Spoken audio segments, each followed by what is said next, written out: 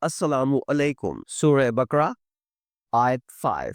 In the name of Allah, the most gracious, the most merciful. Those are upon the right guidance from their Lord, and it is those who are successful.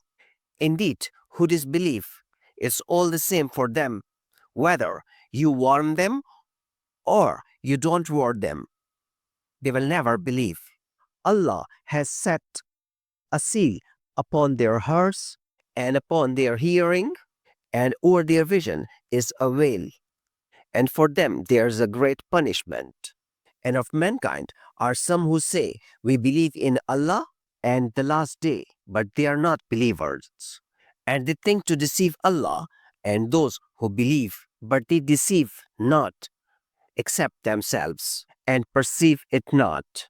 In their hearts is a disease, and Allah has increased their disease, and for them there is a painful punishment because they lie. Thanks for watching. Goodbye.